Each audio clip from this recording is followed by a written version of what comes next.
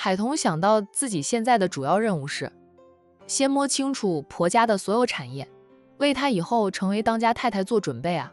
哎，这注意力分散了，也就不纠结怀孕不怀孕的事了。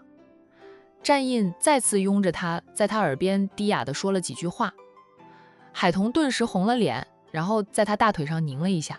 战印配合着叫喊：“老婆，你想谋杀亲夫呀？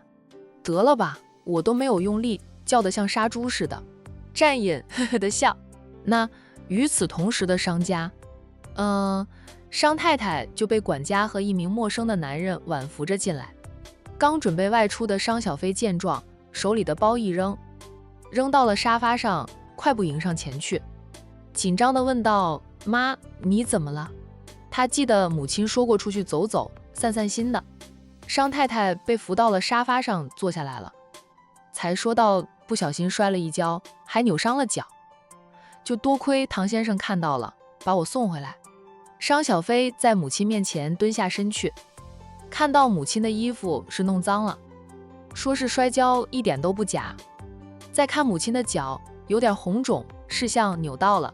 商小飞吩咐管家去拿药油，就他站起来朝陌生的男人道谢：“唐先生，谢谢你。”唐先生30出头，长得颇为帅气。商小飞看到他觉得眼熟，但他跟唐先生是真的不熟呀。能在别墅区遇到扭伤脚的母亲，说明唐先生也是住在别墅区里的。商小飞从来没有偶遇到唐先生，可又觉得他眼熟。唐先生说道：“不用客气，任谁看到了都会送阿姨回来的。小飞，唐先生是战印的表弟，跟战印同年的。”商太太解释一句：“这是唐君业的娘家侄儿，唐家是豪门，但很低调。如果不是唐君业嫁入了战家，成了当家太太，都很少人关注唐家。主要是唐家人一向不参加管城上流社会的聚会，故而认识他们的人很少。唐家也像您家一样，生意大多数在其他城市，管城只有个总部。”商小飞很意外，他曾经喜欢战印多年，公开向战印表白过，却不认识战印的表弟。怪不得他会觉得唐先生眼熟，不是他见过对方，是唐先生和唐君业有几分相似，估值吗？商小飞见过唐君业，再看到唐先生，便觉得眼熟了。唐先生，太感谢你了，你快请坐。商小飞听说这是战印的表弟，和他们商家也算是拈亲带故，更何况唐先生还送着扭伤脚的母亲回家，他对唐先生的态度很好，充满了感激之情。唐先生说道：“商小姐，我还有事，先不做了，改天有空再来拜访。”唐先生总要坐下来喝杯茶呀。唐先生婉拒了母女俩的好意，商太太只得对女儿说道：“小飞，你送送唐先生吧。”商小飞嗯着，他亲自送唐先生出去，一路上还在不停地向唐先生道谢。唐先生笑道：“不过是举手之劳，我们两家也算是亲戚了，商小姐不用那么客气的。”在别墅门口，唐先生停下来，他看着商小飞，从西装服的暗袋里拿出了随身带着的一小盒名片，抽出了一张名片递给商小飞：“商小姐，这是我的名片啊。”商小飞接过他递来的名片，看了2眼。唐先生大名唐永安，现在是唐氏集团的副总裁，就当家总裁是他的亲大哥。商小飞收下了唐永安的名片后呢，说道：“谢谢唐先生送我妈回来，改天唐先生有空了，我请唐先生吃饭。”唐永安笑笑：“好。商小姐，我先走了。”商小飞送着他上车，向他挥手说再见，并站在原地目送着唐永安开车离去。那这一幕恰好被刚从隔壁别墅里出来的军人看到。5一假期，军人也没有回风尘山庄，他跟家里人说，他买的新别墅需要重新装修，他得盯着呢，免得装修师傅出了差错，那这个假期就不回家了。其实是趁着假期追求商小飞，想跟商小飞约会。就他向商小飞表白后，商小飞是既不接受也不拒绝，就居然知道有戏，也庆幸相处了一段时间。他能感觉到商小飞和他在一起是发自内心的开心。打铁要趁热啊，君然自然不想错过机会。风尘山庄是他的家，他想回去随时都可以。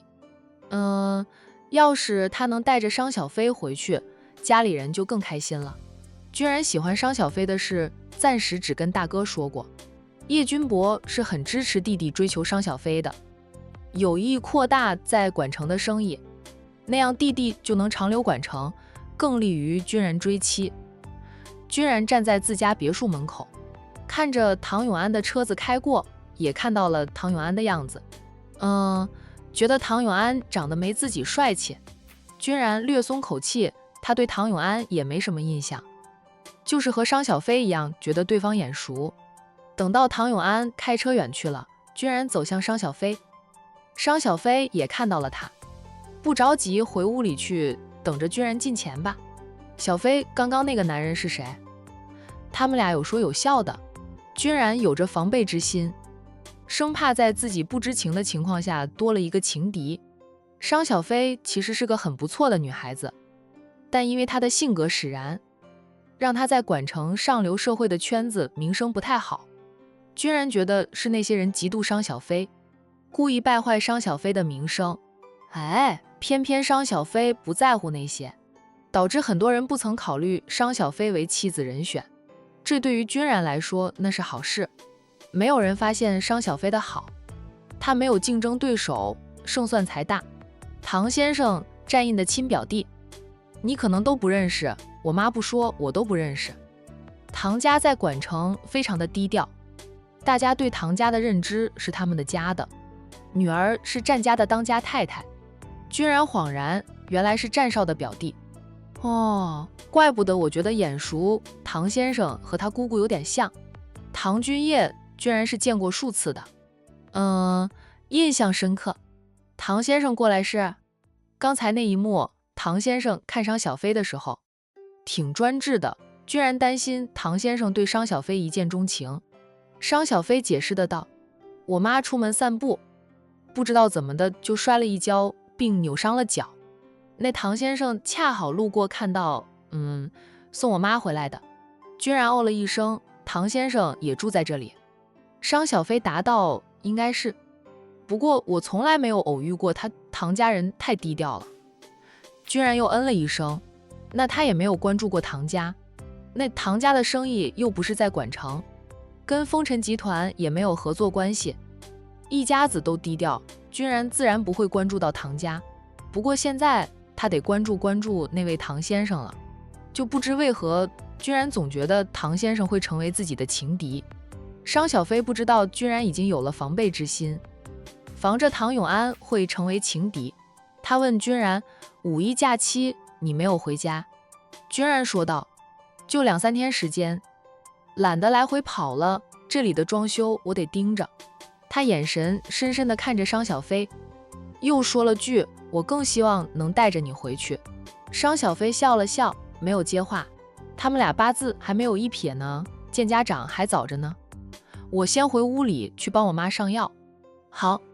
居然这一次居然没有厚着脸皮跟着商小飞进去，他站在别墅门口目送着商小飞进入了主屋，他才转身往回走，数分钟后就居然独自开着车出来。那大概过了半个小时他就回来了，回来后车子直接停在商家别墅门口，然后按响了车喇叭。很快商家的佣人便出来了，看到是君然便打开了别墅的大门，让君然把车开进别墅里。就君然停好了车，然后拿着他出去买回来的补品，在佣人的招呼下进屋去。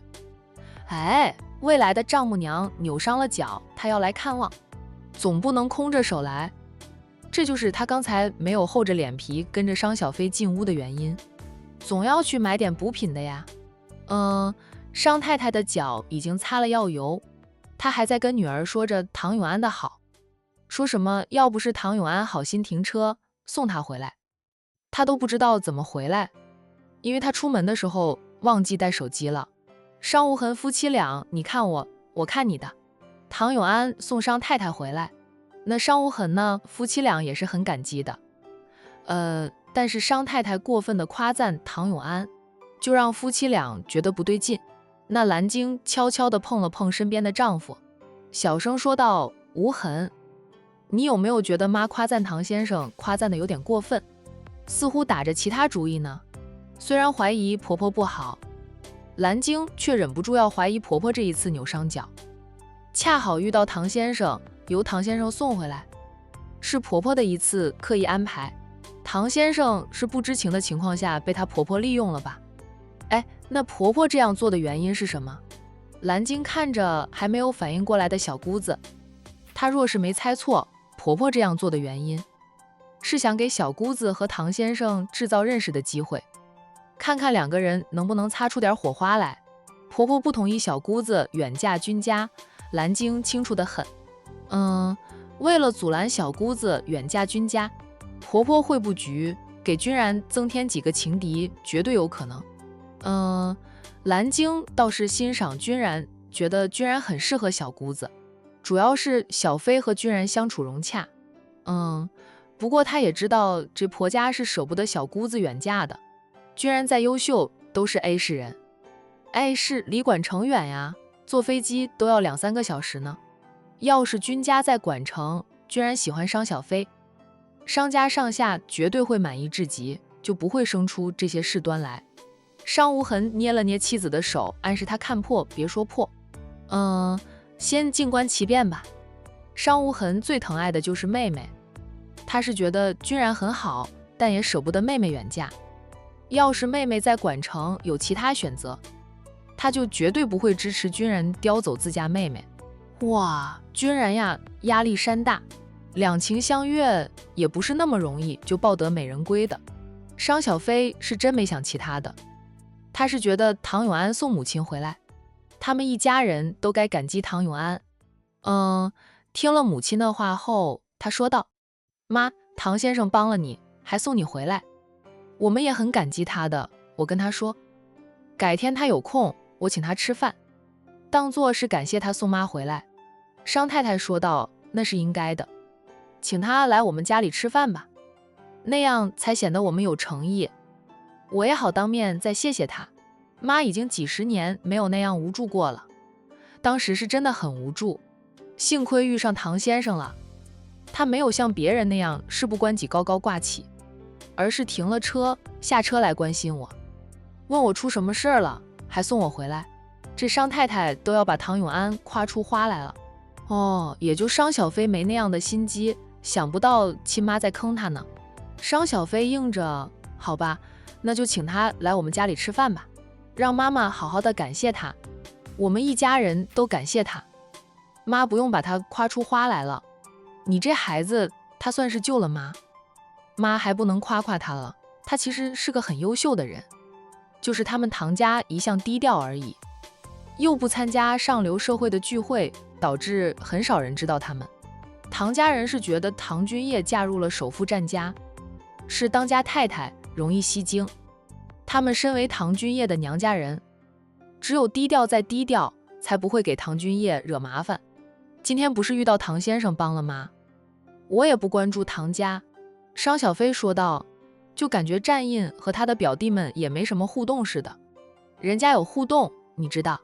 商小飞哑了声，以前的战印连正眼都不瞧他，更不可能和他多说几句话，也就是他学会了放下，祝福战印和海童，加上海童是他亲小姨的女儿，2个人是表姐妹了。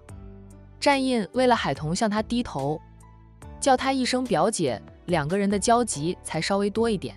战印与亲戚们的互动，商小飞的确没有机会知道。太太，这军务少来了。佣人带着军人进屋。刚刚还在夸赞着唐永安的商太太，听到军人来了，脸上的笑容就敛了起来，取而代之的是严肃。那商小飞呢，看向了军然，见军然两边手都提着很多营养品啊，他才回过神来，怪不得他听说他妈扭伤了脚，没有跟着进来看望他妈妈，原来是考虑到空着手。这个男人很细心，也是真的重视他，才会重视他的家人。阿姨，听小飞说你扭伤了脚，我来看看你。君然拿着营养品近前，商小飞起身，从他手里接过了东西，说你来就来了，还买这么多东西过来。君然温和地笑道，给阿姨补补身子的。商小飞把他买来的东西放在了母亲的眼前，妈，君然给你买了很多营养补品。商太太抿抿嘴后，淡冷的道谢，君武少客气了。君然不在乎商太太的态度，追妻嘛，脸皮厚是第一的。他还是一脸的关心，问着商太太，阿姨，你的脚扭伤了，上药了吗？我也给阿姨买了好几种药，专治扭伤、跌伤的。听他这样说，商小飞打开了那几个袋子，还真的在大袋子里面看到了一个药店的小袋子，里面装着好几瓶专治跌打、扭伤的药。君然，我家里备着家庭常用药的，我妈的脚已经擦过了药。商小飞说道，不过对于君然给母亲送了药过来，商小飞心里还是挺暖的。那君然重视他的家人，就是重视他。原来被异性重视的滋味是这样的温暖。他以前倒追战印的时候，战印是连见都不想见他，更谈不上重视了。上过药了就好，要是擦药没效果，记得去医院看看，拍个片什么的。哎，看看有没有伤着骨头。商太太依旧淡淡的说道，不需要拍片，就是扭了一下，休息一段时间，每天擦点药就行，谢谢君武少的关心。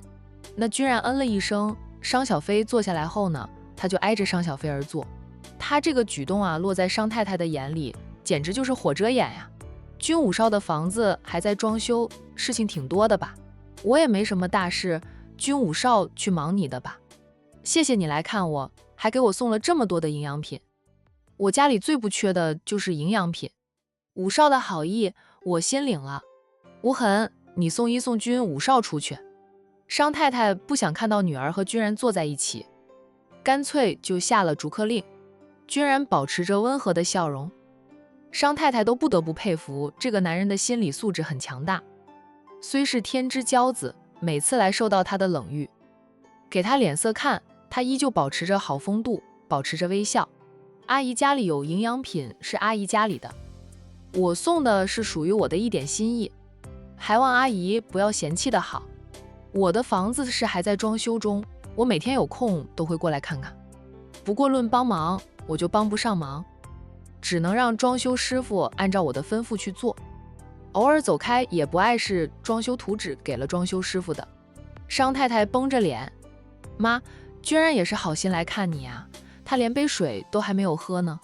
商小飞是还没有接受君然的感情，但他一直把君然当朋友的，两个人相处得很融洽。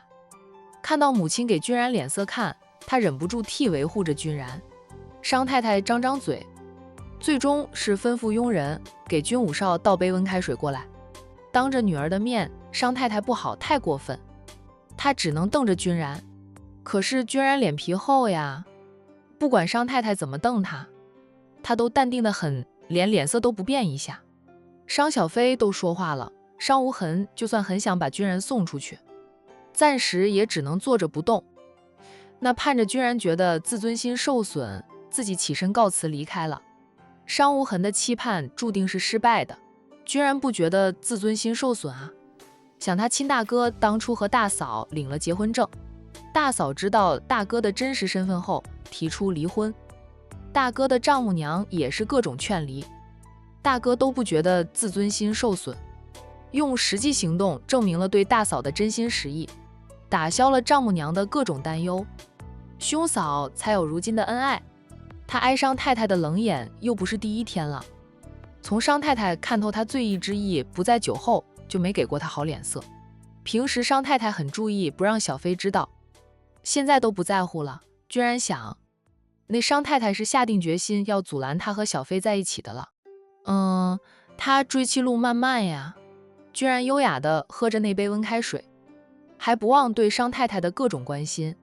他花了半个小时才喝完那杯温开水，放下水杯后，他才说：“阿姨，打扰了，我先去看着装修师傅忙活。”商小飞担心母亲突然给君然冷脸，让君然心里不好过，起身相送，并对母亲说道：“妈，我送君然出去。”商太太想说什么，最终却是什么都没有说，绷着一张脸看着女儿送君然出去。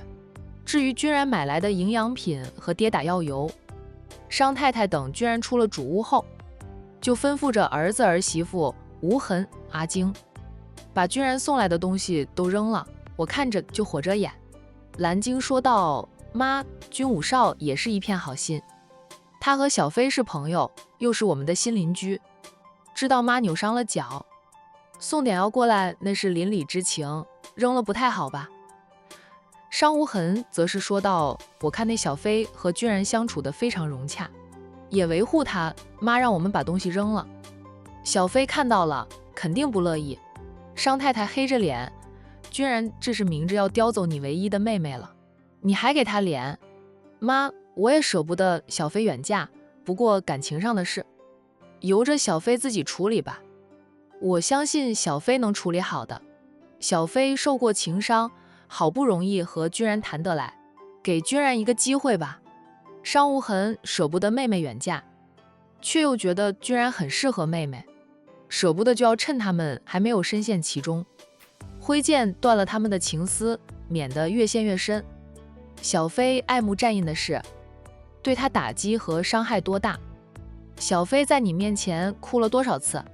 妈，这是不一样的。战印从来没有喜欢过小飞，更不曾给过小飞承诺，但君然却是喜欢小飞的。他向小飞表白了，我看小飞对他也不完全无意。商太太强势地道：“我不管，反正我是不会让小飞远嫁 A 氏的，就趁他们情刚起，先断了他们的情丝。”君然是向小飞表白了，不过小飞还没有接受君然的感情的。商太太觉得现在断他们的情丝还来得及，也不枉他算计安排着唐永安和小飞认识。当然，他的算计及安排只有他夫妻俩知道。管城的青年才俊，商太太过滤了一遍，觉得唐家与商家门当户对。虽说唐永安是战印的表弟，不过唐永安很低调，他不说出去，就还真没有多少人知道他是战印的表弟。小飞和战印连开始都说不上，又是过去的事了。想来唐永安也不会介意这一点，谁都会有点过去。无痕，妈让你跟君然谈谈，你跟他谈了吗？商太太问着儿子。商无痕，妈，我很忙，还没有抽时间找他谈。哎，我等会儿就去找他当面谈一谈。商太太说道：“要谈，趁早谈，不要让两个人深陷进去，特别是你妹妹，她到现在想到战印，心里都是不舒坦的。别以为我不知道，只是战印成了她的外甥女婿，她也不好再说什么而已。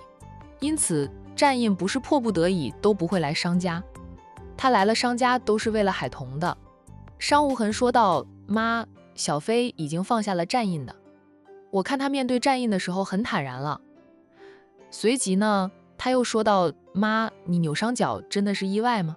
唐永安是怎么回事啊？那你想给唐永安和小飞制造机会？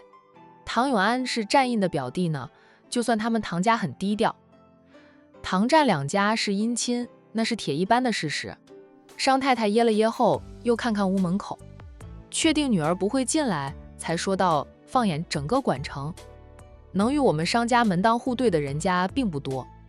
唐永安虽是战印的表弟，两个人是同岁，他不过是比战印小了几个月，成熟沉稳，温润如玉。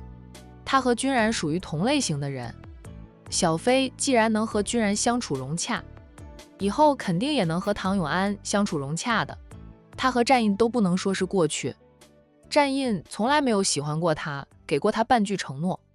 唐永安肯定都清楚这些，只要他能喜欢小飞，他们俩在一起，妈觉得挺好的，反正能阻拦小飞和君然一起就行。商太太再次看着屋门口，声音小了很多，我还要再筛选一遍，看看管城的青年才俊还有哪一家适合咱们小飞的，多安排几个人追求小飞，哪怕是演戏也好，能阻止两个人在一起最好。就算最后小飞还是接受了君然，要和君然在一起，有几个情敌存在，君然也压力山大，紧张一点，以后对小飞也就更加的珍惜。他就觉得刚才母亲对唐永安的夸赞过于离谱，果然那是母亲为了不让妹妹远嫁设的局，把唐永安和妹妹往局里拉。这件事啊，你夫妻俩知道就好了，不要让小飞知道。那商太太提醒着儿子儿媳，我就小飞一个女儿，最疼的也是她实在舍不得她远嫁。商太太说完又叹口气，君然是个很优秀的男人，他其实很欣赏君然的，可惜君然是 A 市人，小飞嫁他的话呢，属于远嫁。哎，他舍不得呀。这只能当一回恶人了。商小飞不知道母亲的扭伤脚，就其实是母亲为了给唐永安以及他制造见面的机会实施的计谋。他送君然出了别墅后，并没有立即就回屋里去，而是陪着君然走进了他的那栋还没有翻修好的大别墅里。君然，我妈刚才说的话，你别放在心里。商小飞还是第一次看到母亲摆脸色给君然看，更是下了逐客令，要君然离开。平时看母亲对君然态度挺好的呀。君然温笑的道，我都忘了阿姨刚刚说什么了。阿姨扭伤了脚，肯定很痛的。她心情不太好，那是正常的。商小飞停下来看着他，君然也在看他呢。君然，我妈可能是知道了你对我的感情，她可能不喜欢我和你走到一起。商小飞不笨，平时母亲对君然的态度就算说不上热情，也绝对不会像今天这样直接下逐客令的。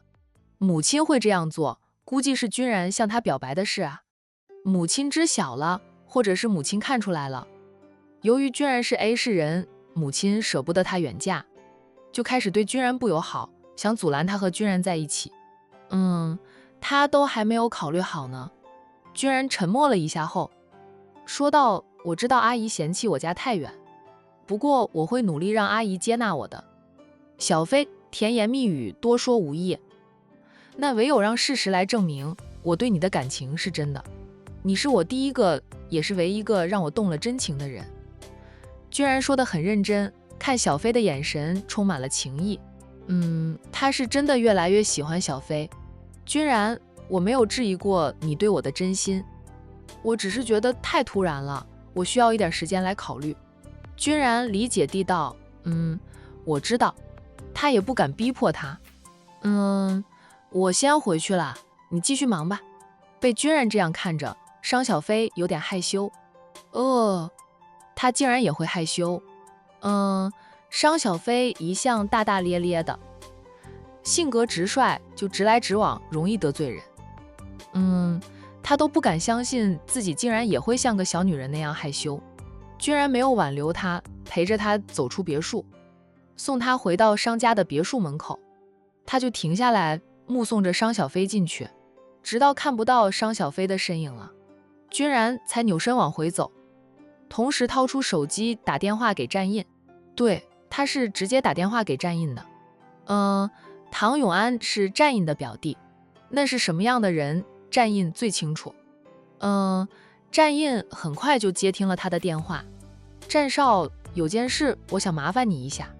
武少请说，我能帮到你的一定会帮你的。两家集团深度合作，就君然的面子战印会给的。唐永安是战少的表弟。永安呀，是我的表弟。我舅的儿子怎么了？你和永安结怨了？战印关心地问道。你们俩因为什么原因结怨的呀？永安是个包容心非常强的人，脾气也很好，他是很少会与人结怨的呀。若有人和唐永安结怨，那战印认为是对方的问题。没有，我和唐先生不过是一面之缘，并没有和他结怨。我也不怕战少笑话，我直觉唐先生会成为我的情敌，就想跟战少打听打听唐先生的人品。君然的做法让战印一时间都不知道该怎么接话。他和君家有生意往来，还是深度合作，与君然也是常来往，说是好友都不为过。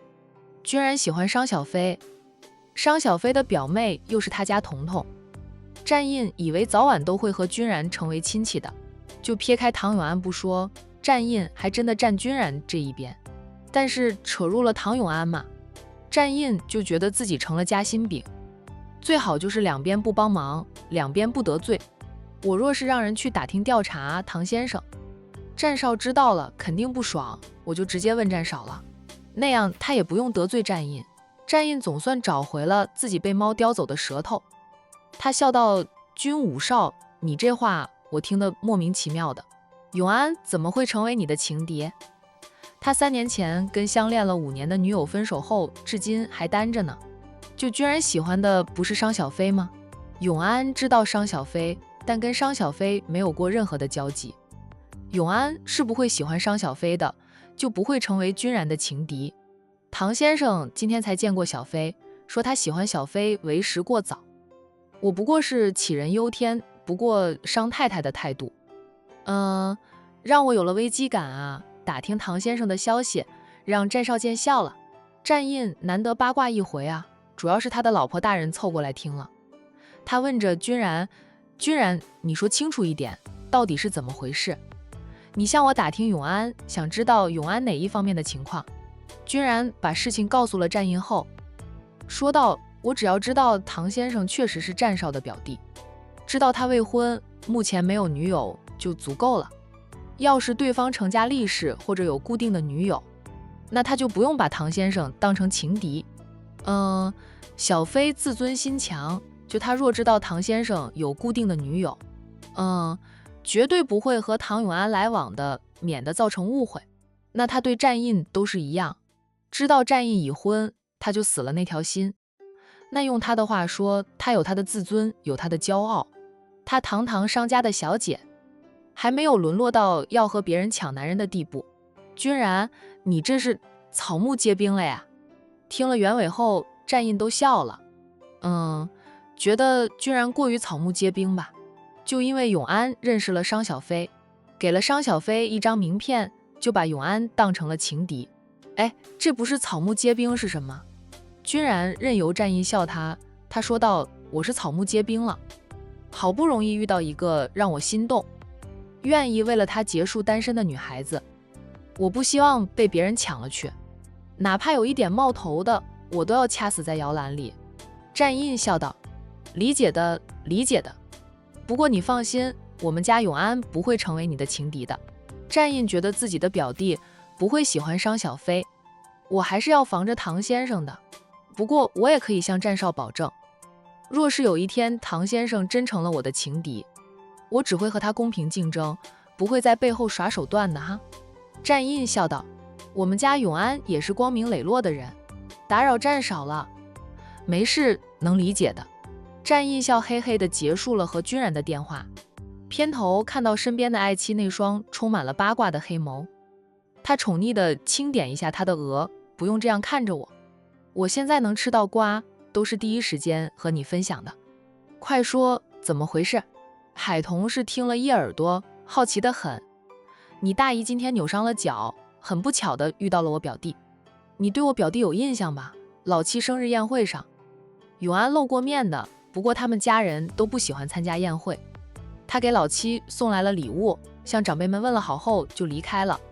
永安送你大姨回家的，然后是商小飞送永安出门，恰好被君然看到了，君然草木皆兵的，视永安为情敌了，直截了当打电话问我永安的基本资料。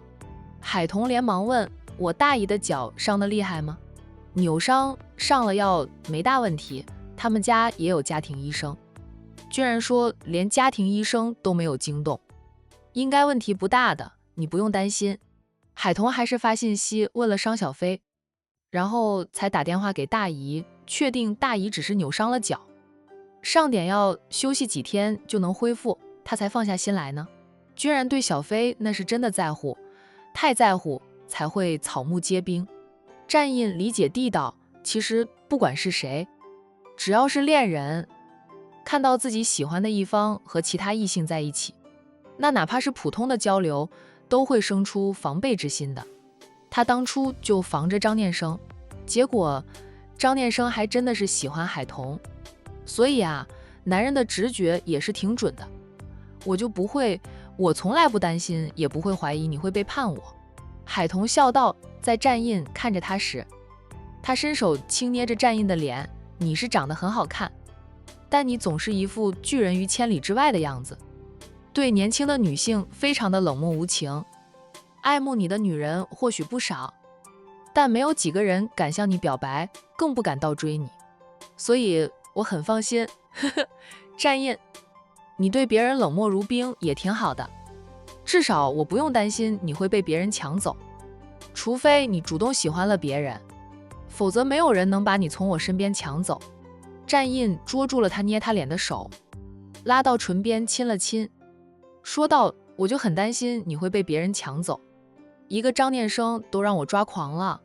我觉得吧，咱们俩都能放心，知道我是你的老婆后，还有谁敢肖想我？我这辈子只能吊死在你这棵树上的了，不能拥有一片森林。你还想过拥有一片森林呀？战印这句话问得阴阴森森的。那是在嫁给你之前。哎，现在不想了，有你一个就够了。海童嘻嘻的笑，说完后却是赶紧跑开。战印立即追着他跑，很快就把他抓住了，然后给了他一记带着惩罚的深吻。海童担心被别人看到，极力挣扎。战印亲都亲得不顺心如意，只好放开了他，轻点着他的额头，说他那样的想法，你最好这辈子都不再想，你这辈子只能是我战印的。若有下辈子，我也还要和你在一起。若有下辈子，我投胎成了个男人怎么办？战印，那咱们就打破世俗了。好霸道的男人，拥有他这一辈子还不够啊，还想拥有他下一辈子。他就算投胎成了男人，他都要和他在一起。听到洋洋欢快的笑声后，海童对丈夫说道，我们去儿童游乐场那里看洋洋。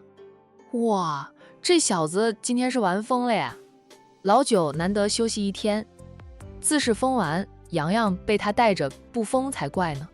奶奶是建议他们年轻人去岛屿度假，但是老九就一天假期，明天就要开始刷试题，再加上明天是小军3朝回门的日子，沈家请了海童等人过去吃饭的。那战印计划就明天下午再带爱妻去一趟岛屿，刚好能一起坐在海边看日落，后天还能一起看日出。